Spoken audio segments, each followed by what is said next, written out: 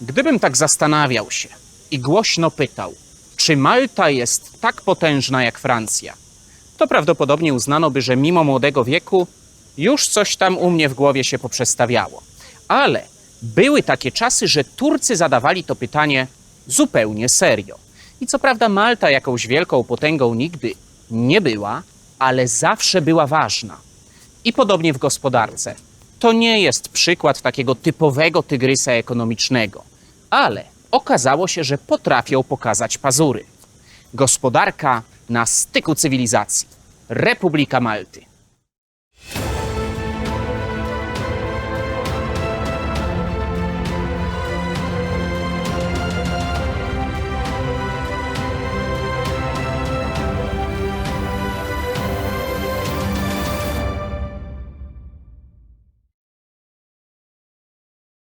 Ten świat jest nasz.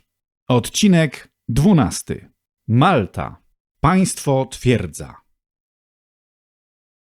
Z Malty najbliżej na Sycylię. I rzeczywiście, patrząc historycznie, to właśnie Sycylijczycy naturalnie najbardziej wpływali na to miejsce.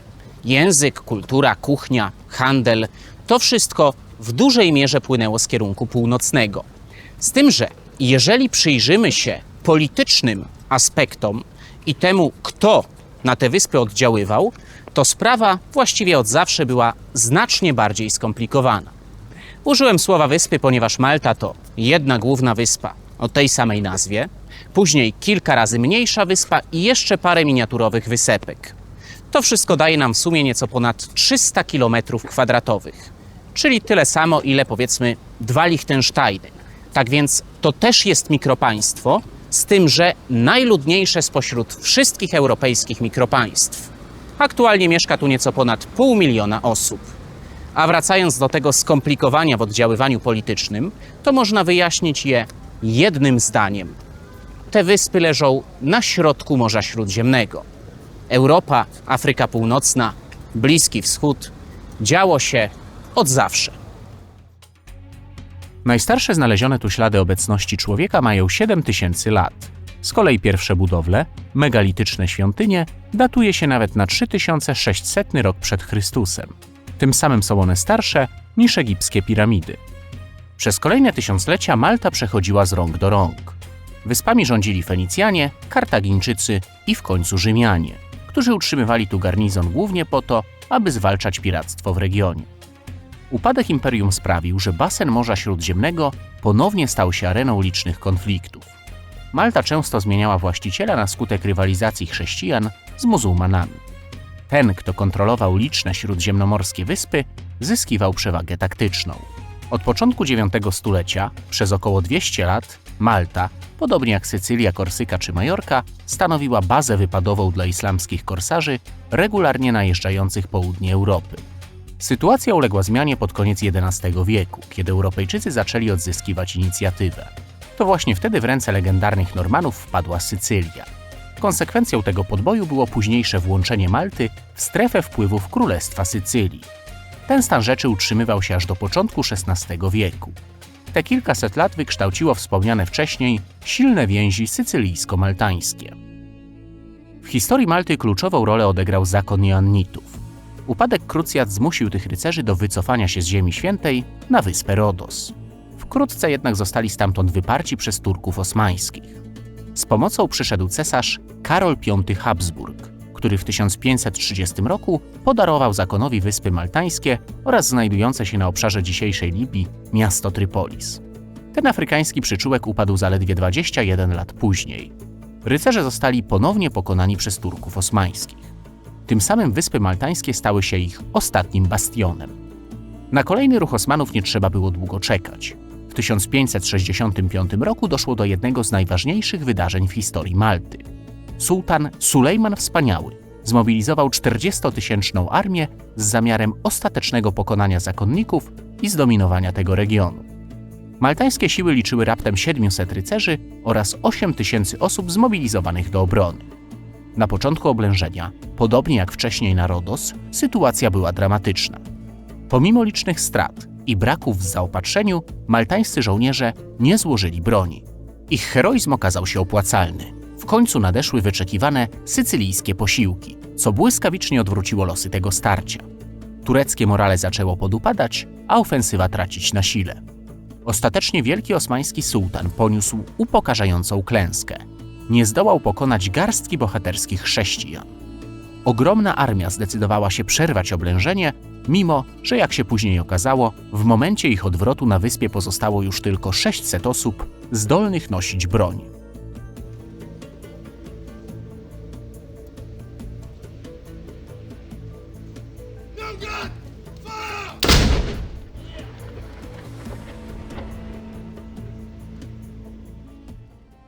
Po tych wydarzeniach Malta zaczęła szybko stawać na nogi. Na cześć wielkiego mistrza zakonu, dowodzącego obroną, od jego nazwiska nową stolicę wysp nazwano Valletta. Przez 2 kolejne stulecia Malta przeżywała prawdziwy rozkwit, co w ogromnej mierze było zasługą zakonu. W tym złotym okresie rozwijało się tu właściwie wszystko: gospodarka, handel i kultura. Właśnie wtedy powstały perły maltańskiej architektury, a tożsamość Maltańczyków na stałe związała się z kościołem. Rządy zakonników cieszyły się sporym poparciem społecznym, choć nie należały do liberalnych. Mieszkańcy doceniali ich wkład w rozwój gospodarczy i zapewnianie bezpieczeństwa. Pod koniec XVIII wieku zakon rycerzy świętego Jana zaczął podupadać. Rozrzutne rządy ówczesnego wielkiego mistrza doprowadziły Joannitów do bankructwa, co w konsekwencji przełożyło się na znaczny spadek popularności. W 1798 roku wojska Napoleona zajęły Maltę, usuwając z niej zakonników i rozpoczynając tym samym okupację wysp. Zdezorientowane społeczeństwo w pewien sposób cieszyło się z kresu rządów podupadającego zakonu. Jednak ze sporą rezerwą podchodziło do haseł rewolucji francuskiej. Napoleon zapewnił mieszkańców, że ich życie nie zostanie wywrócone do góry nogami. Rzeczywistość okazała się inna. Ucisk fiskalny, grabież własności, świętokradztwo, antyklerykalne rozporządzenia czy polityka antynarodowościowa. Francuzi wyjątkowo bezczelnie i zuchwale poczynali sobie na Malcie. Na reakcję nie trzeba było długo czekać. Wybuchł bunt, który nieoczekiwanie doprowadził do powołania Zgromadzenia Narodowego i opanowania niemal całego archipelagu przez jego mieszkańców. Pomimo ogromnego sukcesu powstania, Francuzi wciąż byli obecni na wyspie. Wówczas Maltańczycy zdecydowali się poprosić o pomoc Wielką Brytanię. Imperium z łatwością doprowadziło do kapitulacji Francuzów i przejęło całkowitą kontrolę nad wyspą. Początkowo Brytyjczycy nie wiązali z tym miejscem żadnych konkretnych planów. Choć imperium było gotowe zwrócić wyspę zakonnikom, to sami Maltańczycy przywiązali się do nowego protektora i nie wyobrażali sobie już panowania nikogo innego. Uważali, że jeśli nie Brytyjczycy, to tylko Maltańczycy.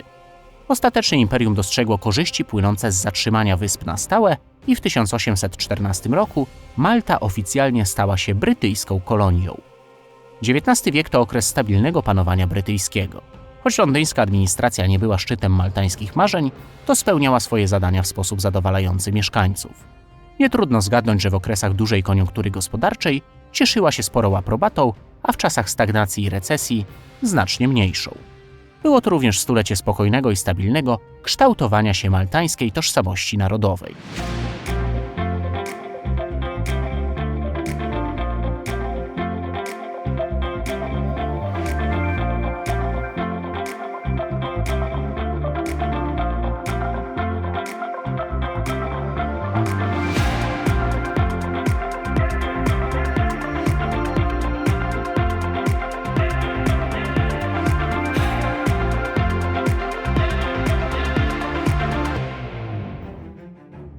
W trakcie I wojny światowej wyspy po raz kolejny odegrały znaczącą rolę w historii Europy, stając się tak zwaną pielęgniarką Morza Śródziemnego. Na Malcie ulokowano liczne szpitale dla alianckich żołnierzy.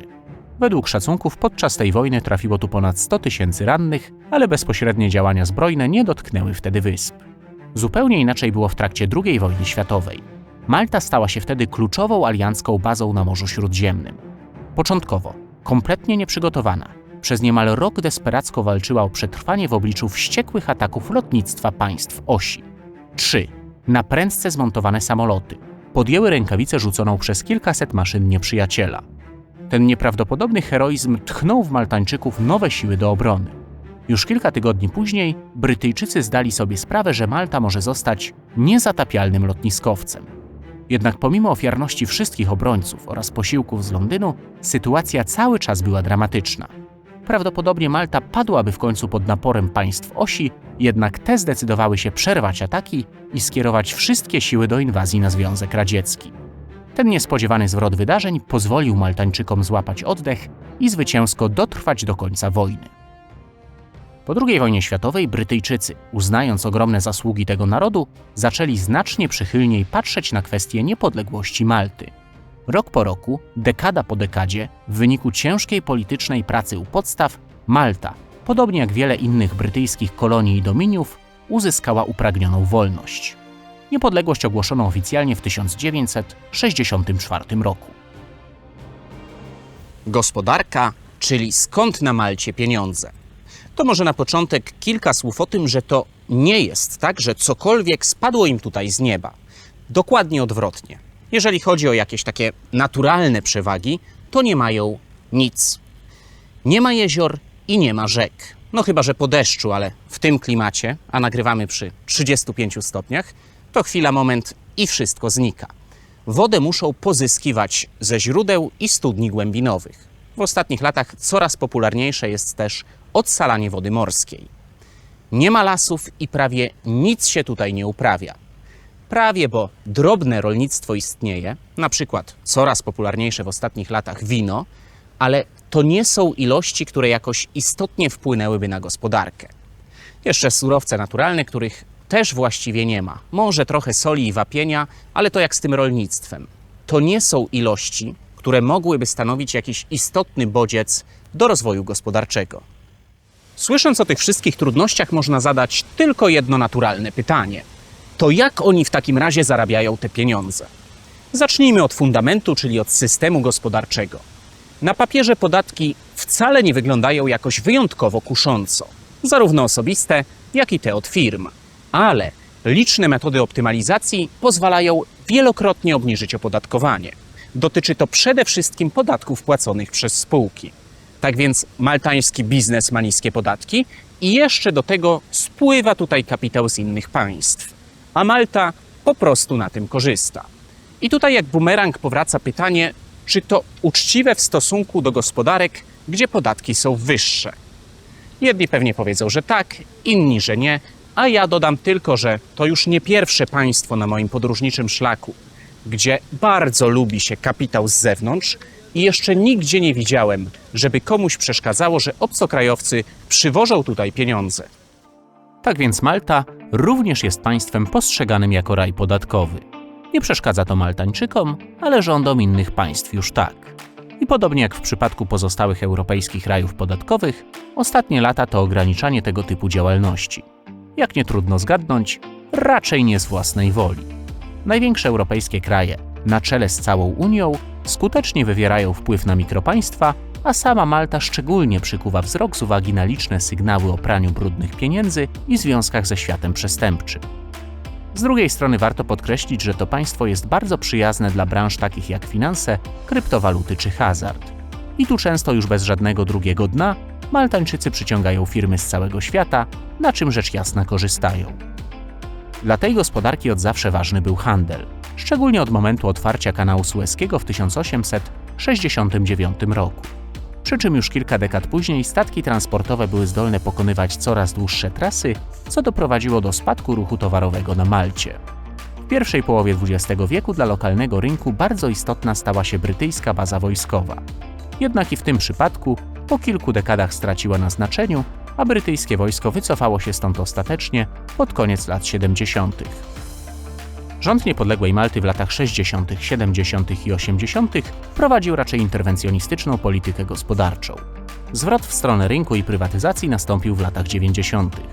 W 2004 roku Malta wstąpiła do Unii Europejskiej, w 2007 do strefy Schengen, a w 2008 do strefy euro. Najbardziej dynamiczny rozwój gospodarczy tego państwa przypadł na ostatnie 2 dekady. W statystykach ekonomicznych Maltańczycy wypadają zwykle o 20–30% lepiej od Polaków. Sektor przemysłowy odpowiada aktualnie za ponad 10% produktu krajowego brutto.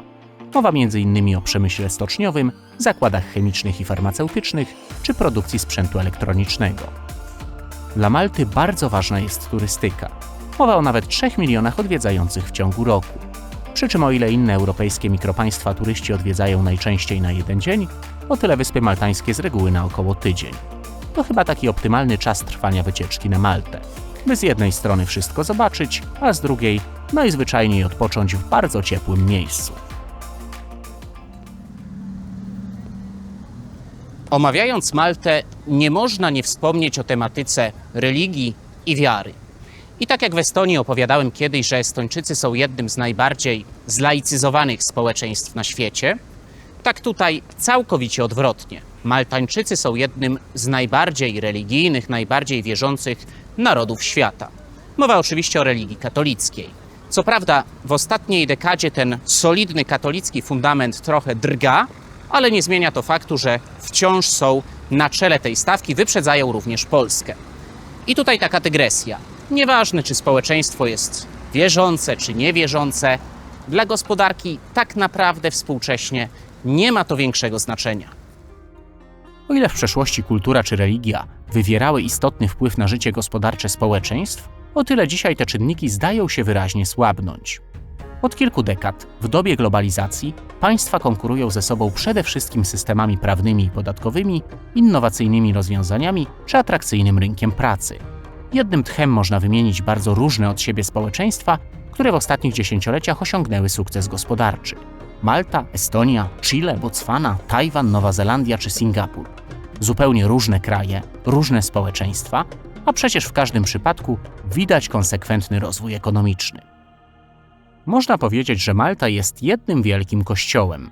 Średnio znajduje się tu więcej niż jedna świątynia na kilometr kwadratowy. Nawet na zamieszkałej przez kilka osób wyspie Comino stoi kaplica. Chrześcijańskie tradycje Malty sięgają korzeniami początków samego chrześcijaństwa. Pierwszym ewangelizatorem wysp był sam święty Paweł, którego statek rozbił się o brzeg Malty, gdy ten zmierzał na proces do Rzymu. Wkrótce nową wiarę przyjęło całe imperium, a więc i wyspy maltańskie. Jeśli chodzi o sam katolicyzm, to ugruntował się on na wyspach po przybyciu Joannitów, czyli w XVI wieku. To za ich sprawą Malta na kilkaset lat stała się właściwie państwem wyznaniowym. Dominującej pozycji katolicyzmu nie zmieniło ani krótkie panowanie wrogiego kościołowi Napoleona, ani znacznie dłuższe rządy protestanckich Brytyjczyków. To społeczeństwo jest wprost związane z Kościołem, który jest przecież najważniejszym fundamentem ich państwowości. Jeszcze do niedawna na Malcie nie można było się nawet rozwieść. Ten stan rzeczy zmieniło dopiero referendum z 2011 roku, w wyniku którego minimalną większością głosów zdecydowano, że maltańscy małżonkowie będą mogli się rozwodzić. Podobnie konserwatywne podejście obowiązuje w kwestii aborcji. Malta jest jedynym państwem Unii Europejskiej, w którym obowiązuje jej całkowity zakaz, co zresztą czyni to prawo jednym z najbardziej restrykcyjnych na świecie. Z drugiej strony zaskakuje fakt, że w tak tradycjonalistycznym państwie mniejszości seksualne osiągnęły wszystkie swoje cele, w tym nawet możliwość adopcji dzieci. Jak już wcześniej wspomniałem, w ostatnich latach katolickie fundamenty Malty nieco zadrżały. Nie był to nagły wstrząs, tak jak na przykład w Irlandii, choć i tutaj nie obyło się bez skandali kładących się cieniem na autorytecie maltańskiego duchowieństwa. Mimo wszystko Kościół cieszy się dużym szacunkiem społeczeństwa. Świątynie nie opustoszały. Maltańczycy cały czas licznie obchodzą kościelne i parafialne święta. Motorem zmian jest młodzież, już nie tak gorliwa jak pokolenie ich rodziców czy dziadków. Malta miała, i kto wie, być może wciąż ma swoją ciemną stronę. Miniona dekada uwypukliła tzw. kulturę bezkarności. Termin ten ukuły media i miał on odzwierciedlać skalę szemranych interesów i korupcji. Od lat tajemnicą Poliszynela było, że Malta nie jest wyłącznie urokliwą wyspą na Morzu Śródziemnym. Jeszcze do niedawna regularnie płynęły stąd niepokojące informacje o aferach, skandalach, praniu pieniędzy czy porachunkach. W 2017 roku opinią publiczną wstrząsnęła informacja o zabójstwie maltańskiej dziennikarki śledczej, która opisywała korupcję i nadużycia wśród miejscowych elit. Dafne Caruana Galizia, jako zamieszanych w szereg przestępstw, wskazywała wielu prominentnych polityków, w tym nawet premiera, a jej publikacje doprowadziły do szeregu dymisji oraz przedterminowych wyborów. Wkrótce zginęła w zamachu bombowym w pobliżu swojego domu. 2 lata później społeczeństwo niezadowolone z opieszałych działań wymiaru sprawiedliwości tłumnie wyszło na ulicę, co doprowadziło do przetasowania na maltańskiej scenie politycznej. Sama sprawa zabójstwa dziennikarki do dziś nie została wyjaśniona. Burzliwe wydarzenia ostatnich lat sprawiły, że wzrok całej Europy padł na Maltę, co bez wątpienia przyczyniło się do ograniczenia wspomnianej wcześniej kultury bezkarności. Trudno jest z zewnątrz oceniać tak skomplikowaną sytuację, jednak wydaje się, że na Malcie wszystko zmierza ku lepszemu. Na koniec wróćmy do wciąż aktualnego tematu rycerzy świętego Jana. Choć przestali rządzić Maltą ponad 200 lat temu, to zachowali ciągłość istnienia i po dziś dzień pozostają podmiotem na arenie międzynarodowej. Utrzymują oficjalne stosunki dyplomatyczne z wieloma państwami, w tym z Polską. Suwerenny rycerski zakon szpitalników świętego Jana z Jerozolimy, z Rodos i z Malty, bo tak brzmi ich oficjalna nazwa, posiada swoje terytoria, a nawet stolicę, która znajduje się w Rzymie na Via dei Condotti pod numerem 68. Oprócz tego należą do nich kościoły Santa Maria del Priorato, również w Rzymie, oraz Fort Świętego Anioła w Birgu na Malcie. Rycerze wydają własne paszporty, znaczki pocztowe, a nawet tablice rejestracyjne. Choć te dokumenty mają raczej symboliczne znaczenie, to ich posiadanie może mieć realną wartość. Pozwala m.in. na uzyskanie statusu obserwatora przy takich organizacjach jak Unia Europejska czy ONZ, co w konsekwencji daje możliwość uczestnictwa w misjach humanitarnych i niesienia pomocy potrzebującym. Malta niejedno nosiła imię: bastion chrześcijaństwa, pielęgniarka Morza Śródziemnego czy niezatapialny lotniskowiec. Niezależnie od tego, jak ją nazwiemy, pewne jest jedno: przez wieki te niepozorne wyspy odgrywały zaskakująco ważną rolę w historii Europy czy nawet całego świata. Po tych wszystkich burzliwych stuleciach nie pozostaje mi nic innego, jak życzyć Maltańczykom zasłużonej chwili wytchnienia.